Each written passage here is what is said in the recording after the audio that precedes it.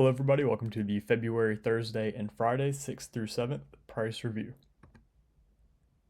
So getting started here, looking at the NASDAQ, the S&P, and the Dow on the 4-hour time frame. As you guys know, majority of this entire week, we have been bullish, and price has delivered as we expected, and the catalyst behind that was the monthly SMT that was outlined on Sunday. Now, Wednesday night, I said we will likely continue higher unless given a reason to fall back within the range. So if price were to trade a little bit higher and then form an opposing SMT, that could cause price to return back within the range, which is what we got on Friday. So now still looking at the 4-hour time frame, as you guys can see, on Friday, the NASDAQ took this high right here and also had its candles close above this close right here. Now, what is significant about this high and this close right here? This is the previous highest close on the 4-hour time frame, which is correlated to the monthly cycle, and this is the highest high of the previous monthly quarter. So there was an opposing monthly bearish SMT that formed, and it formed between the wicks and the bodies. And the reason why the NASDAQ was the one that ran up the highest and transitioned into being the strongest asset is, as you guys can see right here, it created the failure swing on that initial SMT. So price will just move from SMT to SMT. So this is a clear-cut example of that because I've said that many times in the past. And as you guys can see right here, this is what I'm referring to. So as you guys know, with non-farm payroll Friday, at the beginning of this week, I stated we could see Thursday or Friday being the high or low of the week. And a way of knowing is how far away price expanded from that weekly opening price. So as you guys can see right here, this is that weekly opening price. And no, I'm not referring to the true week open. I'm talking to the real Sunday opening price. If you take that, draw that across, as you can see, price was trading way above it, which is why price returned, or another caveat as to why price returned back into the range on all of the assets. As you can see on the Dow, it returned so deep into the weekly opening price that it actually closed below it. So this is that real-time example right here. You're seeing the things that I'm teaching you, you're seeing them play out week after week. And this is why I don't really answer too many questions about things that happened way back in the past, to where it's very cherry-picked examples because some of you asked that. And I give everybody the exact same answer. I say the examples will come from you seeing it happen over and over again and being outlined before it even happens. But how could you have known to look for that return into the weekly range and not continuation higher, even if you didn't take into account this weekly opening price? Is, as you guys can see right here, we have a daily TPD. So this candle right here is a daily TPD. As you can see right here, this would be candle 1, the close of this candle, and the open of this candle. The open of this candle is higher than the close of this candle.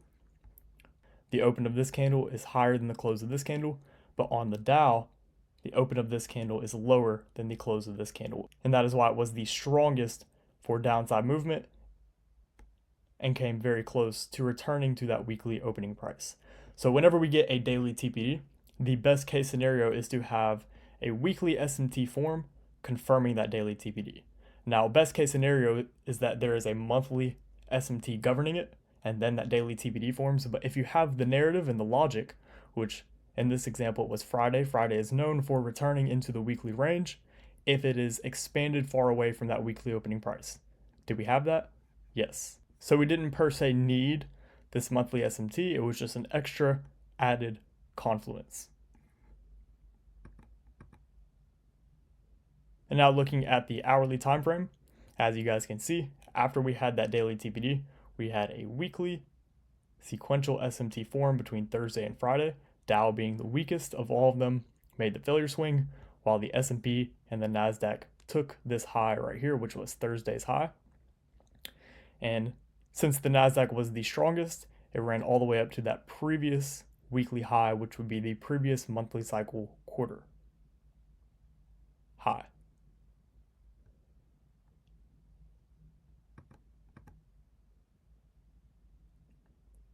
So now we're looking at the 15-minute time frame with just the NASDAQ and the S&P, because if you had traded today, then you would have already seen that weekly bearish SMT form.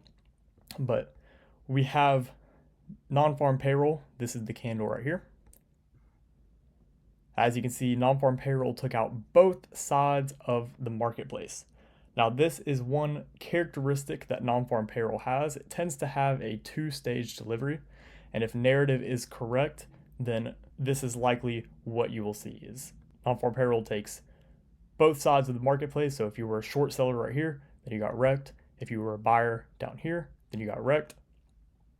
And after the market will take both sides, then it runs. If it's bearish, like in this example right here, it'll run those data highs and then make that real move.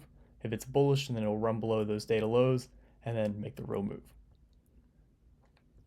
So since we had that narrative of we were way expanded above the weekly opening price, as well as having that weekly bearish SMT, as you can see, the NASDAQ ran above the non-farm payroll high, and at the same time, it simultaneously made that bearish monthly sequential SMT. Now, if we look a little bit further, you guys can see there was a 15-minute TPD that formed after price had taken the data highs and formed that bearish monthly SMT. So here's the TPD right here. And again, we have the S&P on the right, the NASDAQ on the left. This would be candle 3. So this open is higher than this close. This open is lower than this close. So there's a cracking correlation right there. And as you can see right there, that is exactly what caused price to drop down. And then it traded higher into this fair value gap and then continued lower. And there was also a breaker in confluence with it as well. So both assets offered that fair value gap and breaker signature, which is the first model I ever taught you guys. So we ran higher, formed a TPD, broke down, formed a fair value gap.